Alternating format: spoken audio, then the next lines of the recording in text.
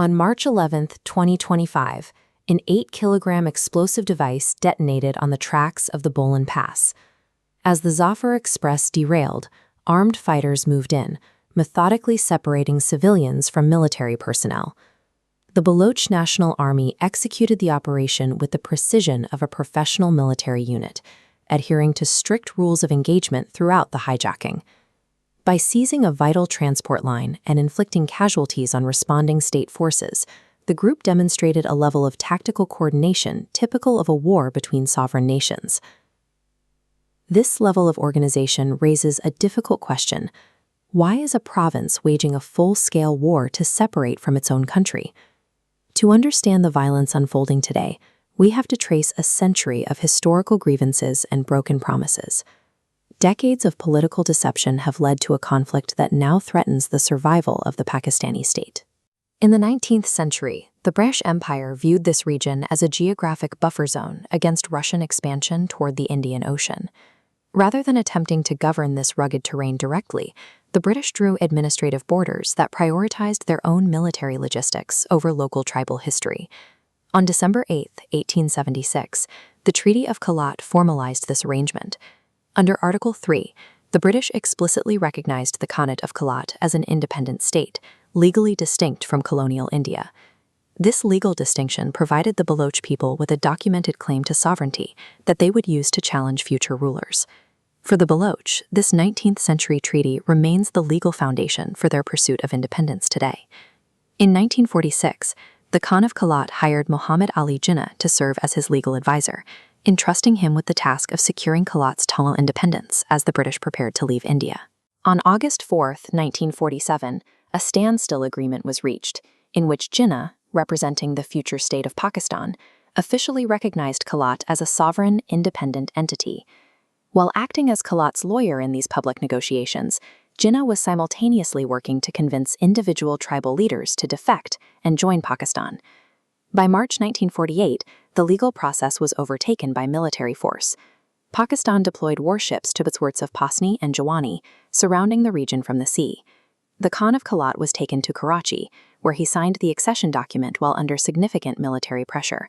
This shift from legal representation to military pressure served as a catalyst for the radicalization of the Baloch leadership. Resistance followed immediately. Prince Abdul Karim and the 80-year-old Nawab Noroz Khan led guerrilla campaigns from the mountains, challenging the terms of the merger. A defining feature of this resistance was the presence of tribal leaders on the front lines, fighting alongside their families rather than directing from afar. Unable to secure a military victory in the mountains, state forces offered a peace deal, reportedly swearing an oath on the Quran that the rebels would be granted amnesty if they surrendered. Relying on the sanctity of the holy book, they agreed to talk. The moment they came down, they were arrested, imprisoned, and executed. To the Baloch people, the broken oath on the Quran became a central grievance, cited for decades as the moment political trust became impossible to reconcile. In 1955, the government introduced the one-unit policy, a move that absorbed Balochistan into West Pakistan and officially removed the province's name from the administrative map. This era also saw the discovery of massive copper and gold reserves and the initiation of the Gwadar port project. This data shows the profit distribution from these resource deals. 50% was secured by China, and 48% went to the central government, leaving the local population with only 2% of the wealth from their own land. As massive industrial shipping cranes rose over the coast, native fishermen lost access to their traditional waters, while the area became a heavily fortified military zone. This combination of cultural marginalization and the extraction of local resources left many Baloch feeling like subjects in their own land, creating the conditions for a more violent uprising. Leading up to 2018, the Baloch resistance realized that small, tribal guerrilla groups could not achieve their goals against a modern nuclear state. This led to the formation of BROS, a coalition that unified disparate guerrilla factions into a single military structure. This unified force began targeting the China-Pakistan economic corridor. Coordinated attacks on infrastructure and energy lines have repeatedly halted progress on these multi-billion-dollar projects. By 2025, with the creation of the Baloch National Army, the insurgency escalated to dozens of coordinated attacks, operating with the tactical sophistication of a standing army. A century of perceived betrayals has resulted in the exact scenario the state sought to avoid, a unified and capable Baloch military movement.